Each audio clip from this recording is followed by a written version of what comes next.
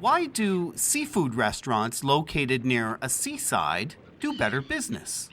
By logic, they shouldn't. They're not actually closer to a point of supply. The best points of supply would be near wholesale distribution points, aka the Billingsgate Fish Market in Cannery Wharf. Eating fish and chips on a beach is fundamentally more enjoyable than eating fish and chips in a park. Okay. Now, it's possible this is an evolved instinct. It wouldn't be ridiculous, would it, that humans would feel more confident eating seafood close to a large body of water than they did inland. And so quite a lot of these things, our emotions are not merely a reaction to the objective sensation of the thing itself, but also to the context in which the thing is being consumed. Today on Stories and Strategies, part 2 of our Nudge Talk with Rory Sutherland. Nudge theory, it's subtle, it's manipulative, it's powerful, and maybe we're caught in its net?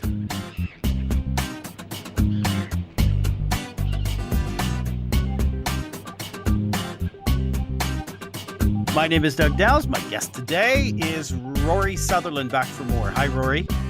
Good to be back. Thanks very much indeed. Good to have you. And as the Warren Zevon song said, you are that well-spoken gent who ran amok in Kent, right? You're joining us from Kent today. I know Warren quite well. Actually, funny enough, I think he's part Welsh for some strange reason. I come from Wales originally, although my name's Scottish. But I didn't know that song. Which one is it? It's not Mr. Bad Example, is it? No, it was Werewolves of London, and I think the actual line is that hairy-handed gent. But I was trying to be nice. So as a Canadian, that would have been a bit weird if you described me as hairy-handed. I would have got paranoid for the rest of the podcast. Just rude. Rory, you are the vice chairman of Ogilvy, an expert on consumer behavior trends, the influence of the internet. We heard a lot of that in episode 1. If you're joining us, and this is the first episode you're hearing with Rory, it'd be great if you go back and hear episode 1 as the prelude to this. You do branding. More importantly, you analyze what branding means, what creativity is, and the value of persuasion over compulsion. Rory, we closed off the first part agreeing that nudges have value, have a dark side at times, and are inevitable. Why are nudges inevitable? We are being nudged, actually, even if there is no nudger present, by which I mean the context in which we perceive something will affect our reaction to that information. So there are plenty of nudges out there, with both positive and negative effects, which are invisible to us in terms of the effect they have on our behavior, but in many cases decisive in terms of what we actually do.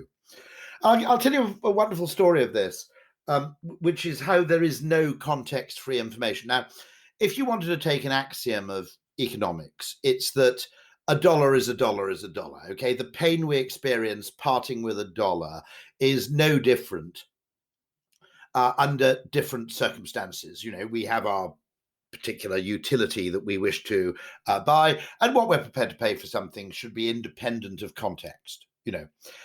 And that's pretty much one of the axioms on which economics is based. It's based on perfect information, perfect trust, and stable preferences, transient preferences. Now, of course, as a marketer, I hate all that because it more or less says that a perfectly efficient world would be one in which marketing doesn't need to exist. The interesting thing there is that, let's take my dad, okay? And my dad was, at the time, 10 years ago, he was about 80, and he wouldn't get any kind of pay television.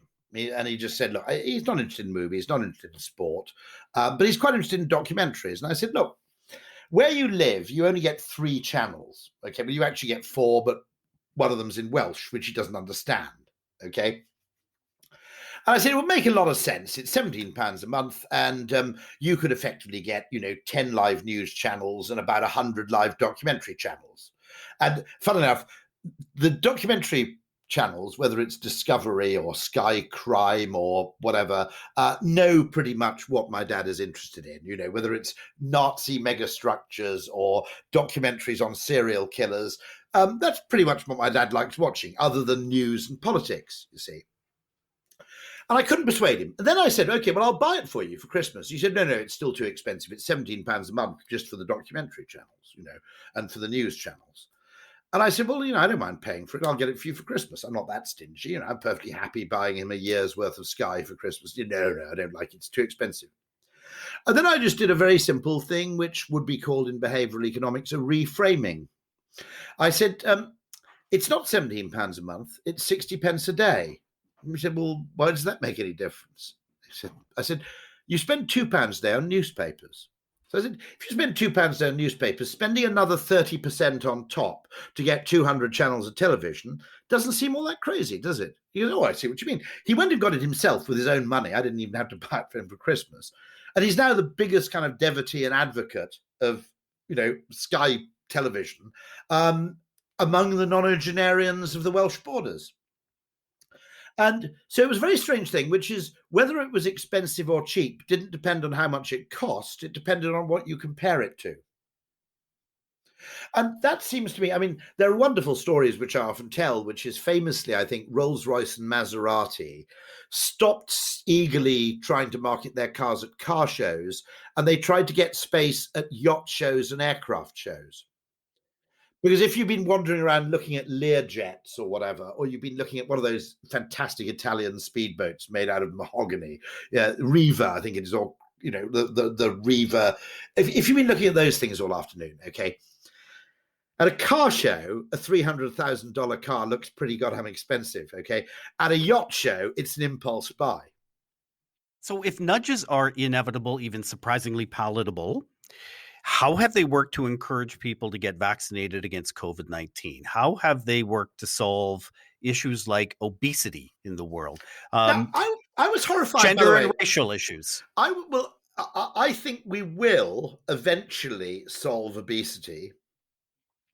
And the way we'll solve it will not be through nudges. I make this point very clearly, okay? So I'm very keen to avoid the mistake I think was made before, which was we have lawyers at the top, economists underneath, and nobody else. And there's a great problem I think we get in particularly in institutional decision making, which was phrased by Harry Truman as anything is possible just so long as you don't care who gets the credit. And what tends to happen is lawyers want a legal solution because then they can own the solution and lay claim to the credit. Economists want an economic solution because it proves their value as economists. Now, the best solutions of all might involve a mixture of all three. I think the best medicine is a mixture of pharmacological brilliance combined with a placebo effect. Now, the way we prove drugs at the moment is it's effect minus placebo effect equals quality medicine. And I'm saying, no, that's wrong. Okay, if you want people to get better, it's medical effect plus placebo effect or times placebo effect that's the overall effect. And if part of your wonderful cure is created by placebos, don't apologize for it. That's great. In fact, we should be trying to maximize the combinatory power of the medicinal and the psychological, right? Absolutely. And apparently in Japan, they tend to look at it a bit like that. In the West, we go, no, the placebo, that's cheating. So we have to subtract that from any effect. And we can only measure the bit that's actually achieved by the chemical. I'm kind of going, look, mate, I don't really care. You know, I did jokingly say that when they did these double-blind trials on COVID vaccines, they basically had COVID vaccine versus placebo. And I jokingly said we should also have tested people who are given nothing at all on the grounds that if you can actually vaccinate against COVID through the power of self-suggestion, I think we should know about it, right? Okay. Now, I'll be honest with you. I don't think it's very likely that would work. But weirder things have happened, by the way. You know, I mean, undoubtedly in painkillers, there are extraordinary medical cases of the power of suggestion having significant medicinal effects. So I think the way to cure obesity will ultimately be a combination of behavior change and pharmacology.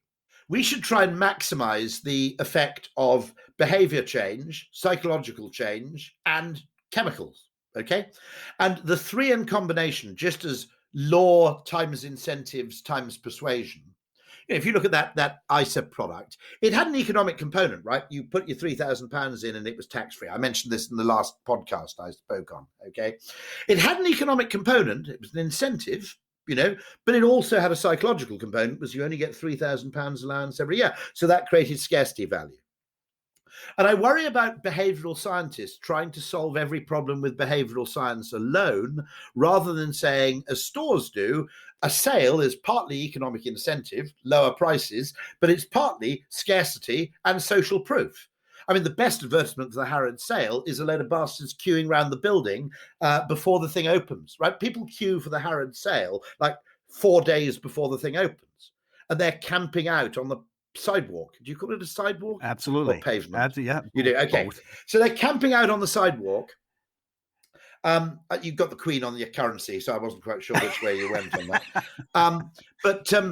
But that's a fantastic advertisement for a sale. If there are people camping out on the street, okay, that says fantastic scarce bargains, right? And so one of the things I think I worry about is that we try and solve these problems purely using one tool because it's defined as a behavioral science problem, when probably the biggest effects can be achieved by multiplying economic incentives with legal norms with behavioral tools. And with on vaccination, by the way, you've got quite a weirdly high. I always think of Canadians as basically the world's sanest people. That's complacent. Okay. Yeah. Like we'll go along But with you've it. got quite a big anti-vaxxing movement going on there, haven't you? We do. But we also have a big problem. We're recording this in very early May, and the numbers in Canada are not good. And I'm in Canada's Rocky Mountains, where the numbers are the worst. The anti-vaxxing thing is interesting, and Brits have actually been pretty good. They're actually moving in favor of vaccination. One of the things is actually we did it fast, and we did first doses first. And I think by doing it fast, and we also did some clever publicity stuff where we got celebrities vaccinated. We got, you got the royal family vaccinated. We made a big deal. I think the first man to be vaccinated was bizarrely called William Shakespeare, which got an extra burst of publicity. But it was quite cleverly done, the actual social norming of this. But also by doing it fast, you created a kind of now there's an interesting one from Serbia, which has also been a big success story in terms of rapid vaccination. And one of the interesting things they did in Serbia is they let you choose which vaccine you had. And everybody developed a completely irrational preference for, Moderna versus Pfizer versus AstraZeneca. Mm-hmm. And having then made the choice, they almost then convinced themselves of the virtue of vaccination. Do you see what I mean? Mm-hmm. Now, that was a bold experiment. I mean, it seems to be the only country in the world where, maybe Israel was the same, I'm not sure, where they offered you a choice. Israel was another success story. And again, it was a mixture of speed. The Serbian experience was quite interesting, where they kind of built in what I call placebo choice. I want to shift to how COVID has impacted the way we meet. This is fascinating, because it's not really a nudge, although it has huge implications for, should government occasionally impose weird artificial restraints on the population so that they can discover things they like about those restraints, which they never would have envisaged. Which is that's my philosophical question, which is, it's not libertarianism, emphatically, but it's the experimentation with small temporary restraints to encourage new behaviors from which people will often derive valuable information. So there's an extraordinary story here, where constraints quite often drive behaviors which then prove sticky. There's a famous case in the London Tube where 3 underground lines went on strike. The rest of the lines didn't go on strike. A bunch of academics looked at the travel pattern data using the Oyster card, which is the kind of smart card contactless payment system. And they discovered that a lot of people changed their behavior during the strike because their normal tube line wasn't working. What surprised them was about 5% of people continued using the new route to work after the strike had ended. And so the extent to which actually you want to artificially create instability in human behavior to some degree. Now, an example of this would be, you probably remember in Canada, given that Canada was basically, it's Scotland on steroids, and a lot of the people who founded Canada were basically, I guess, nonconformists or Or Presbyterians, yeah, weren't we're they? Americans Right? that came up north. Yeah, Yeah, or Americans who said, "Oh, I'm not very keen on all this independence that's right. nonsense." That's right. Yeah, it's a bit racy for me. So that body of people, interestingly, when you were young in Canada, the Sabbath was probably quite heavily respected. Was I'm guessing here. Yeah, somewhat. I think it was deteriorating, but yeah, stores wouldn't open. And then we basically went and said, okay, forget all, we went American basically, and we went, okay, everything can open when the hell it likes. And okay, we still have a minor restriction on store opening time on Sundays, but it's kind of 10 a.m. to 4 p.m. they're open. And I look back on that and go, to be honest, I don't want to go back to Scottish Presbyterian Sabbath observance where, there's no music being played and you can't get a drink. Okay. Actually, one Sunday in 4 being observed might actually be quite nice because it's just a change. Okay. Everybody would go, we can't go shopping, so let's all go to the, have a picnic or what, I don't know. People would discover new behaviors. Similarly, I was talking to someone in Ogilvy, Qatar, and Qatar is introducing occasional car-free days. Now, I think okay, to a libertarian, that's absolutely abominable because it's the government preventing you from using your car. But certain simultaneous variations in behavior, and religions all had them, Lent, Ramadan, Sabbaths, we all had feast days, famine or fast days, okay? Variation is nice in and of itself. And the trouble is, you'll never achieve variation through voluntary action. It requires some degree of coordination. Now, I think what will happen in Qatar is one day a month you get it car free. And people will start off by grumbling like hell, going, "Oh, I wanted to go here on this." What will people have to say? Actually, they go, "I quite liked it last time because I actually got talking to my neighbours because I walked past them rather than driving past them. And the local cafe, realising that nobody could drive there, put on a special for locals so we could all go to the cafe and we'd all walk to the cafe and they put on a special." Guessing in Qatar, it's kind of some Metse thing, right? Okay, for everybody to enjoy. And it was all a bit different. And because we couldn't go to the big shop, we went to the little shop. We discovered the little shop was actually quite nice. Okay. And I think that kind of artificial temporary disruption, okay, might actually be socially valuable. Could I sum it up by saying that we as humans crave pattern for the safety and normalcy that it suggests? And likewise, time or period, however periodic, we crave a break in that pattern so that we can express our curious and establish a new one. Well, I'll tell you a funny one about that, which is breaking the pattern is interesting because one of the questions we talked about in the last podcast was, what does rich mean? Does it Yes. mean being rich or does it mean feeling rich? Now, an interesting benefit of being rich isn't that you start doing rich people things and stop doing poor people things. I had a friend who organized the Isle of Wight festivals, which required him to stay back in the 1960s, he had to stay in the Beverly Hills Hilton, I think, or the Beverly Hills Hotel, actually. Beverly Hills Hotel. So he was staying there for something like 2 months. Okay. And you had to go out with music producers and have a really fancy meal every night. He said after about 3 nights in a row, you craved beans on toast is meaningless to Canadians. You craved, Tim Hortons donuts, Sure. Or a whatever. burger Okay. or something. Yeah. Or a burger. He said, you go, oh God, I can't face another bloody premium meal. And actually, one of the great things about being rich is you don't, if you're intelligent about being rich, you don't stop doing ordinary things and start doing and only do rich person things. The great advantage of being rich is you can stay in a fancy hotel, but occasionally stay in a Motel 6. Now, this guy, the same guy who organized the Isle of Wight festivals, interestingly had 2 cars. He had a Bentley T-Type from the 60s. Okay. And he also had a battered Talbot Solara, which is an absolute piece of shit car. Let me just explain. And I said, Ray, you've got a Bentley. What the hell have you bought this piece of shit car for? And he said, you need the crap car to remind yourself how good the Bentley is. Yes. Okay. Yes. And it struck me as actually an incredibly shrewd insight. Wow. Let me take that a step further then and tie back to the question about virtual meetings. Right now, we're all kind of loving a lot of the Yeah. virtual meetings, right? Some have already, no, I'd much rather meet in person. Is it possible that these will become the pattern over a period of time, which will make us crave the in person? So the phrase I used, I said in the last podcast that norms are a behavioral science superpower. And what's undoubtedly changed about this is the norm of how you meet.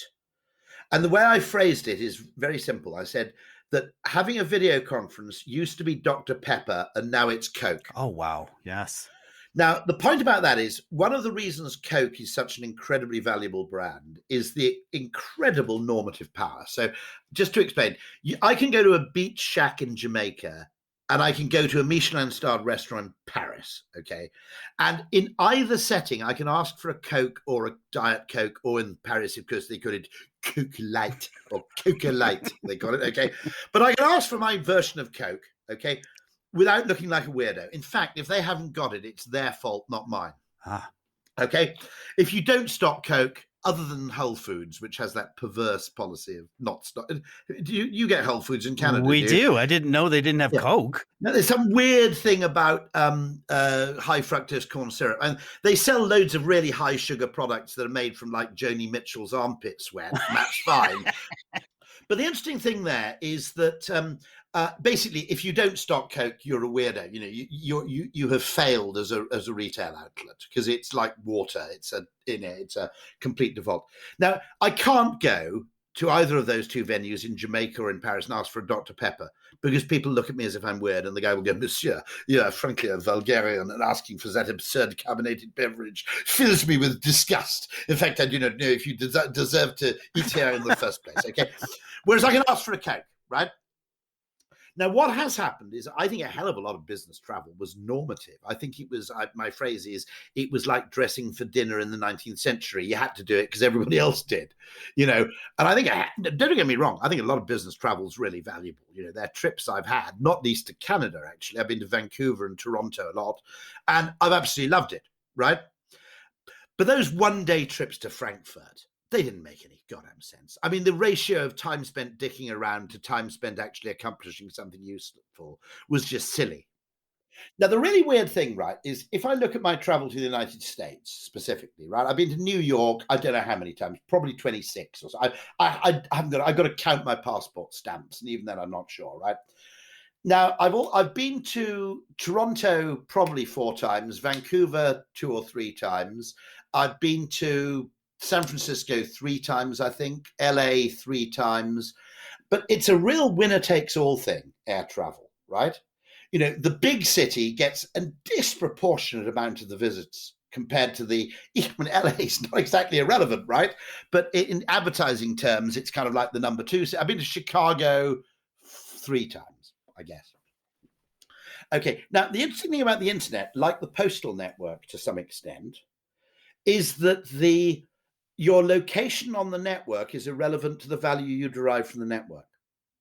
So one thing that always strikes me as interesting is the internet should, like the postal service, because if you go back to Victorian England, okay, you had these people like Darwin who lived outside London, and you had these weird aristocrats or amateur scientists, and they could actually, using the postal network, they could effectively commune with London in intellectual society fairly effectively because the post went overnight, so it didn't really make any difference whether you lived in Dorset or whether you lived in central London. You'd travel up to London occasionally if there was a talk at the Royal Society. And the internet should have a similarly centrifugal role. So let's take everything and bring it to a summation here. Let's combine nudge theory and COVID because nothing has shaken the world quite like COVID.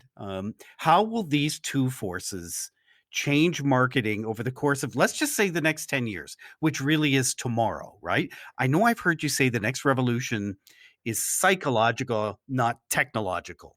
What do you mean by that? And where do you see marketing going in the fairly near future? Well, so to pay homage to a Canadian idea, because I think one of the co-founders of Uber was from Canada, if I'm right. You got me. I didn't know. I think so.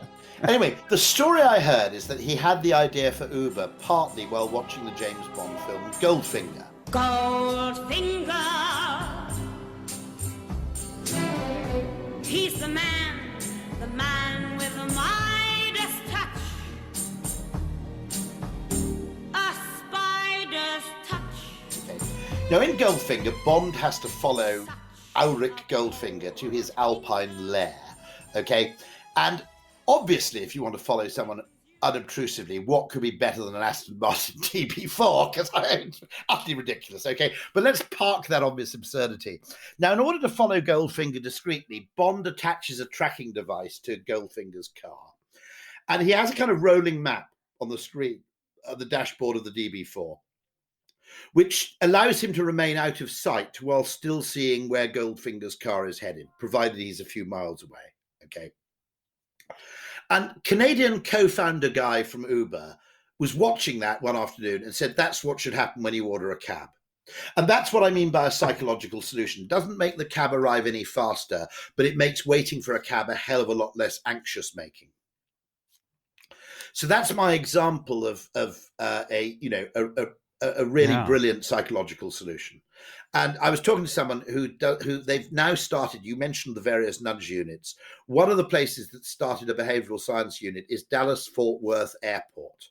And what they're doing is absolutely fascinating, because there are all these invisible nudges in airports. One of them is, and this is one of the things I've lectured at airlines about, to be absolutely honest, okay, we like our flights to be punctual, and there's a correlation between how punctual your flight is and how happy you are with the experience. But the main part of the misery of a delayed flight is not the delay. I'm not talking about flights that are delayed by 2 hours or 5 hours or cancelled till the next day. That's a massive pain. When a flight's delayed 30 minutes, okay, the pain is probably the uncertainty, not the delay. If the departure board says delayed 30 minutes, you go, oh, fine, I'll go and get a coffee, you know.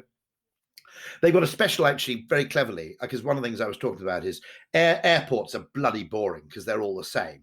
And I said, reserves, they've thought of everything, these guys at Dallas Fort Worth, trust me. Because I said, reserve some of your retail space for distinctly Texan brands. So people can actually go, I love that airport because it's got, I think they've got, is it Lottaburger, which is like the Texan version of In-N-Out.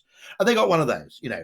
Now, that's the kind of thing which would make me, you know, go, actually, I love Dallas Fort Worth because it's got a Lottaburger, and I'll deliberately route on American Airlines through Dallas Fort Worth to try out the burger bar. And they've also thought of really clever things like creating deliberate ambiguity over the point of boarding so that people before the flight leaves don't all cluster next to where they think the gate's going to be.